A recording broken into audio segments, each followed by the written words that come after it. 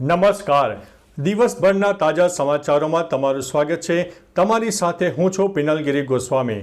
સમાચારો વિસ્તારથી જાણીએ એ પહેલા મહત્વના સમાચારો ઉપર એક નજર. નમસ્કાર મિત્રો. આજની વિડીયોમાં વાત થશે ગુજરાતમાં ફરીથી ધરા ધ્રુજી છે. વાત છે કચ્છની. ત્યારે આગળ વાત થશે ઇન્ડિગોની ફ્લાઇટને ઉડાવી દેવાની ધમકી મળી છે. ત્યારે વાત થશે એરપોર્ટ ઓથોરિટીએ ઇન્ક્વાયરી માટે રોંગ નંબર જાહેર કર્યો હતો. આગળ વાત થશે સ્ટેડિયમમાં ફ્લડ લાઇટ બંધ થતાં મેચને રોકવી પડી. ત્યારે આગળ વાત થશે લોન ક્લિયરના નામે ગઠિયાએ 95 લાખ રૂપિયા પડાવ્યા હતા. આગળ વાત થશે 51 શક્તિપીઠ પરિક્રમા મહોત્સવનો પ્રારંભ કરવામાં આવ્યો છે. ત્યારે વાત થશે અંબાજી પરિક્રમા મહોત્સવમાં જતા કોંગ્રેસના ધારાસભ્ય નજરકેદ. ત્યારે આગળ વાત થશે સરકાર સુપ્રીમ કોર્ટમાં નહીં જાય તો અમે જઈશું તેવું પીડિતે જણાવ્યું છે. વાત છે ટીઆરપી અગ્નિકાંડની. ત્યારે આગળ વાત થશે કુંભ કોઈના બાપનો નથી તેવું મહંત મહેશગીરી મહારાજે જણાવ્યું છે. ત્યારે આગળ વાત થશે સુરક્ષા એજન્સીઓને હાઈ એલર્ટ ઉપર રાખવામાં આવી છે. વાત છે મણિપુરની. ત્યારે આગળ વાત થશે પદ્માવત ફિલ્મ વિરોધના કેસો પાછા ખેંચો તેવી રજૂઆત કરવામાં આવી છે. આગળ વાત થશે ભારતનો શાનદાર વિજય જ આવ્યો છે. બીજી વન ડે મેચમાં ભારતે ઇંગ્લેન્ડને હરાવ્યું છે. આગળ વાત થશે 7 રાજ્યોમાં વરસાદી કમ ઠંડના એંધાણ દેખાઈ રહ્યા છે. હવે મિત્રો સમાચારો વિસ્તારથી. સિક્કિમમાં 11 ફેબ્રુઆરી સુધીમાં ઉત્તર પૂર્વ આસામમાં પણ 14 ફેબ્રુઆરી સુધીમાં, ત્યારે નાગાલેન્ડ, મણિપુર, મિઝોરમ અને ત્રિપુરામાં 12 ફેબ્રુઆરી સુધીમાં વરસાદ થઈ શકે છે. ઉત્તર ભારતમાં દિવસ દરમિયાન ખૂબ જ ગરમી પડી રહી છે અને તાપમાન સતત વધી રહ્યું છે. ઠંડી હવે ગાયબ થઈ રહી છે. દરમિયાન આગામી દિવસોમાં અરુણાચલ પ્રદેશ, આસામ સહિત ઉત્તર પૂર્વ ભારતના ઓછામાં ઓછા 7 રાજ્યોમાં વરસાદ વરસવાની આગાહી છે. મિત્રો અન્ય મહત્વના સમાચારની વાત કરીએ તો ભારતનો શાનદાર વિજય. કટકમાં રમાયેલી બીજી વન ડે મેચમાં ભારતે ઇંગ્લેન્ડને હરાવીને શાનદાર જીત મેળવી છે. આ સાથે ભારતે 3 મેચની વન ડે ઇન્ટરનેશનલ શ્રેણીમાં 2-0થી અજય લીડ મેળવી હતી. જીતનો હીરો રોહિત શર્મા હતો, જેણે 119 રનની શાનદાર ઇનિંગ રમી હતી. શુભમન ગિલે પણ 60 રન બનાવીને જીતમાં મહત્વપૂર્ણ યોગદાન આપ્યું હતું. જાડેજાએ 3 વિકેટ પણ લીધી હતી. મિત્રો અન્ય મહત્વના સમાચારની વાત કરીએ તો પદ્માવત ફિલ્મ વિરોધના કેસો પાછા ખેંચો. સરકારે પાટીદાર આંદોલન સમયના કેસ પાછા ખેંચવાનો નિર્ણય લીધો છે. હવે ક્ષત્રિય સમાજની માંગ છે કે પદ્માવત ફિલ્મ વિરોધના કેસો પાછા ખેંચવામાં આવે. ગાંધીનગરમાં મળેલી ગુજરાત રાજ્યની રાજપૂત સંસ્થાઓની સંકલન સમિતિની બેઠકમાં ક્ષત્રિય સમાજ સામેના કેસો પરત ખેંચવાની માંગ ઉઠી છે. સમિતિના મુખ્ય સંકલનકર્તા રમજુભા જાડેજાએ જણાવ્યું છે કે સરકારે કેસ પાછા ખેંચવાની ખાતરી આપી હતી, પરંતુ હજુ સુધી જાહેરાત કરવામાં આવી નથી. મિત્રો અન્ય મહત્વના સમાચારની વાત કરીએ તો સુરક્ષા એજન્સીઓને હાઈ એલર્ટ ઉપર રાખવામાં આવી છે. મણિપુરના મુખ્યમંત્રી એન બિરેન સિંહના રાજીનામા બાદ ગૃહ મંત્રાલયે સુરક્ષા એજન્સીઓને હાઈ એલર્ટ ઉપર રહેવા જણાવ્યું છે. મુખ્યમંત્રીના રાજીનામા બાદ રાજ્યમાં કોઈ પણ અનિચ્છનીય ઘટના ન બને તે માટે સુરક્ષા એજન્સીઓ અને ઉચ્ચ અધિકારીઓને સતર્ક રહેવા માટે આદેશ આપવામાં આવ્યો છે.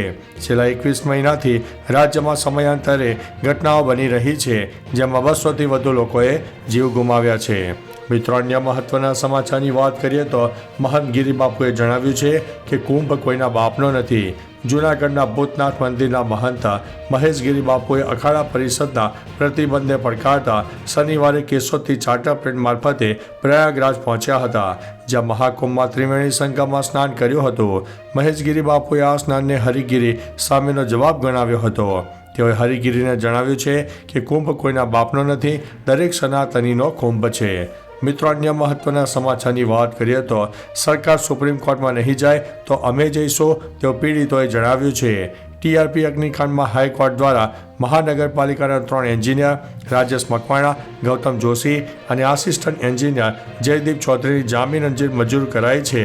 અગ્નિકાંડમાં 3 આરોપીને જામીન મળતા મુદ્દે પીડિત પરિવારે સુપ્રીમ જવાની તૈયારી દર્શાવી છે.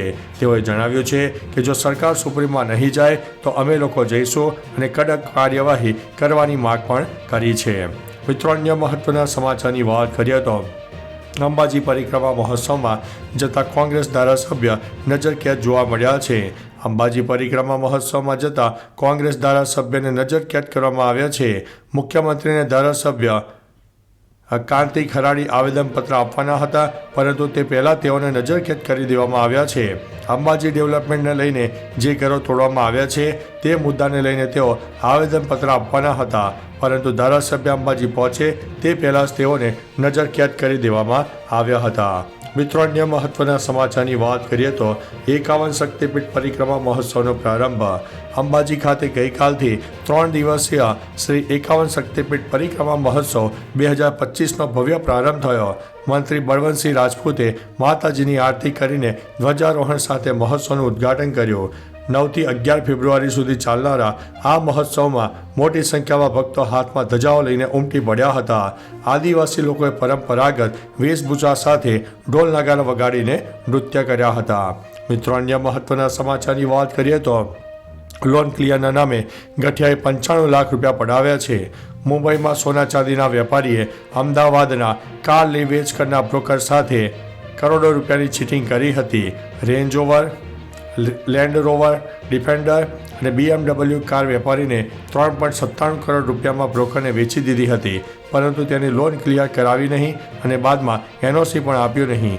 આ બાદ વેપારીએ મર્સિડીઝ કારના 95 લાખ રૂપિયા લઈને કાર મોકલાવી નહીં, જેના કારણે અંતે બ્રોકરે પોલીસ ફરિયાદ દાખલ કરાવી છે. મિત્રો, અન્ય મહત્વના સમાચારની વાત કરીએ તો સ્ટેડિયમમાં ફ્લડ લાઇટ બંધ થતાં મેચને રોકવી પડી હતી. ભારત બેટિંગ કરી રહ્યું હતું ત્યારે 7મી ઓવરમાં ફ્લડ લાઇટ બંધ થઈ જવાને કારણે રમત બંધ રાખવામાં આવી હતી.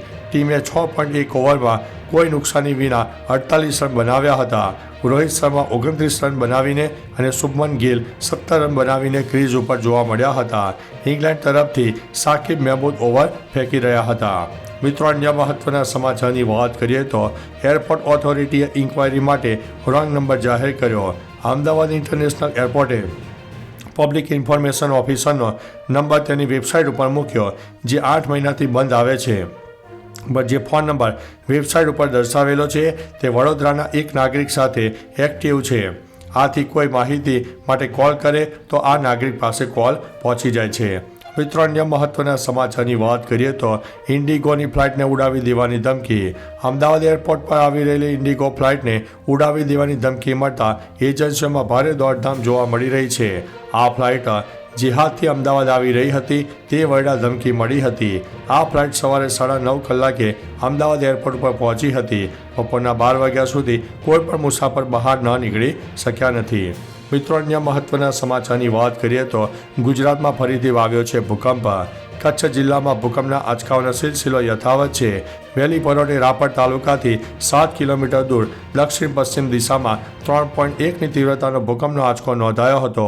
ગાંધીનગર સ્થિત સિસ્મોલોજી રિસર્ચ કચેરીએ પરોઢે 2 વાગ્યે અને 46 વાગ્યે આફ્ટર શોક નોંધ્યો હતો. જો કે સ્થાનિક લોકોને તેની કોઈ ખાસ જાણકારી પણ નહોતી. તો ચાલો મિત્રો, ફરીથી દેશ અને દુનિયાના સુપરફાસ્ટ સમાચાર લઈને મળતા રહીશું. ત્યાં સુધી અમને રજા આપશો. નમસ્તે.